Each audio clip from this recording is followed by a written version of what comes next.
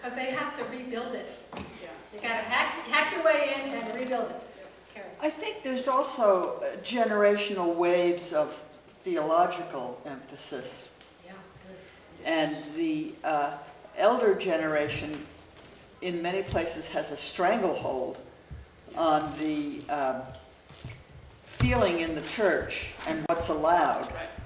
And so if young people come starving for spirituality, Right. we're not offering it to them.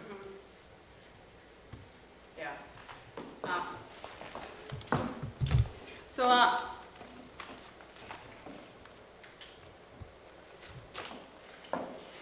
before I move on to this next slide, on your handout that some of you got and some of you might not have gotten it yet, I have a lot of terms and a lot of tips for how to become welcoming to young adults. And so the thing that was brought up was networking, and something that older young adults need, those of us who are in our 25 to 35 range, we're still young adults, but we're older young adults.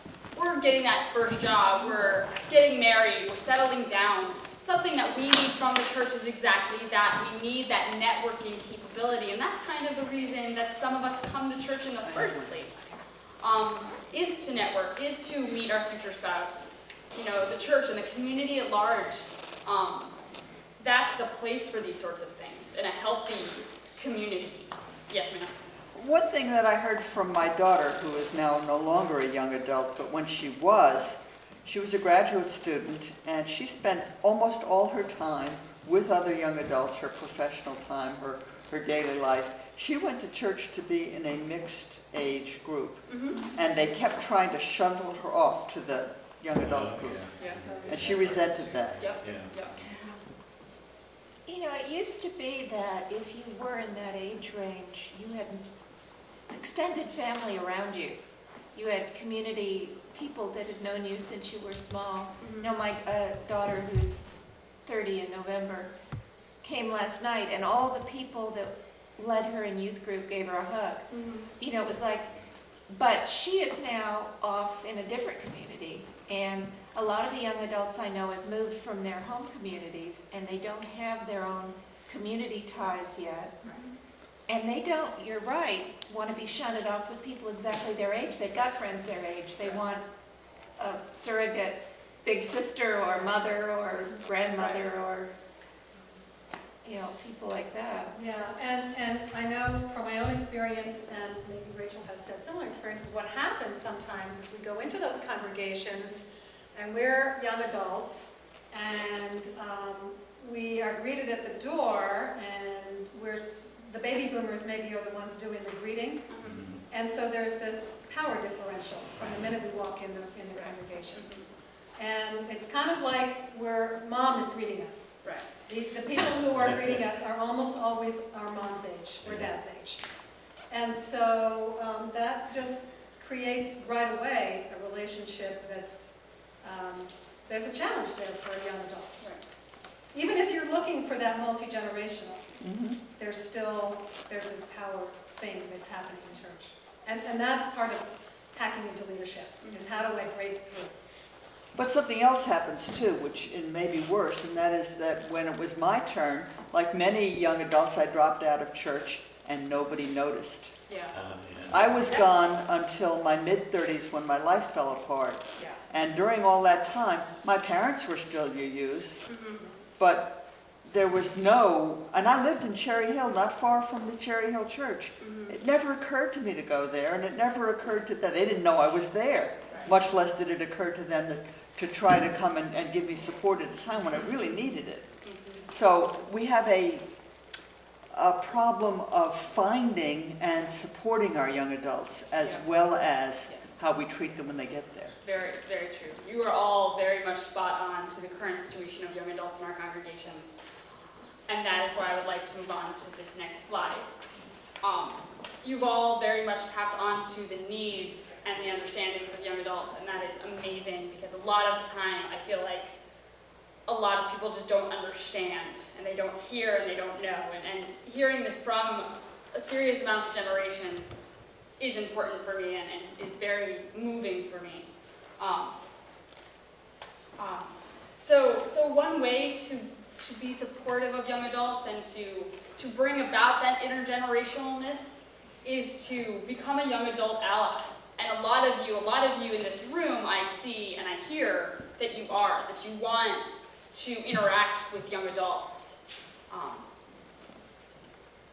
A young adult ally, let me step back. Young adult empowerment is this support that young adults need in order to take steps that they themselves may not be ready for, but that somebody who is our mentor, who is guiding us, says, yes, you're ready for this step. Let me just give you a little push. You know, and it looks like a big cliff to us, but you know that if you give us a little push, we're just going to find out it's a small step. And it's not as scary as we may think it is, but we need that push, we need that support, and we need that guidance, and we need that from allies who have the experience, who have the wisdom, who have the know-how about becoming an adult. And what does that mean? So what is empowerment and being an ally, what does that look like? And so this looks like going to young adult meetings, being around young adults, inviting them to take up leadership roles in the congregation, not essentially in the place of power as the board president, but instead in an at-large member and saying, okay, this is how we currently do it. How do you think we should do it? What are some ways to do the basics? Some of the very foundational things that we need to work on. Because sometimes young adult leaders, it's often assumed that we automatically know how to be leaders. And that's a problem. Sometimes we don't know how to run a meeting, how to run a workshop. This is my first workshop as a young adult leader in our community. And this is what young adult empowerment and young adult ally, this is what this looks like. Pat is my co-partner, and she is guiding me and training me how to run a workshop, how to get feedback from all of you while also paying attention to my slides and what the message that I have to get across, how to dress professionally. All of these little things that we take for granted as young adults need to be taught to us. I understand that some of you might already know this, but it shouldn't be assumed that all of us know this. And that makes me think to really important things about allies. We have had a little bit of mentorship here, but sometimes one of the most important things an ally can do is just stand with the group that you are an ally for, so that when they are ready to raise their voice in the community for their needs or for activism, that they know that there's somebody who's standing with them, that safety in numbers kind of feeling. And you don't have to speak for them, just stand with them. And another really important piece of being an ally is also recognizing that each one of us, but particularly marginalized groups, and young adults I think have been traditionally marginalized in our faith. We are telling our own story. We all speak from our own experience. So when I'm talking with Rachel's telling me about Rachel. And I'm not necessarily falling into stereotypes. I'm not drawing conclusions about all young adults based on what Rachel's story is. And that's part of being an ally as well, is not expecting an individual to speak for the group.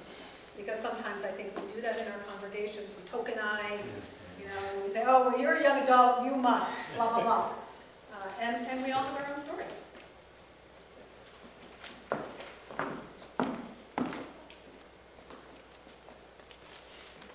So why is young adult allies and why is empowerment so important? It's important because young adults need to feel valued. They need to feel like they have a place at the table. A place at the table is a term that is on your handout. It pretty much means that at a table of baby boomers, you pull up a seat for somebody who has a different viewpoint from you, who is younger than you, who is older than you. who is going to bring a different experience and a different viewpoint to the group. And you make room for that difference. And by doing that, by making room for that person, you're showing them that you value them, that you value their life experience, that you value that they have differences from yourself. It's also, young adult empowerment means respect for the transition. A lot of times I hear from congregations that, oh, well, I would love young adults on the board, but they're going to college and they're moving and they're having kids and they're never settled.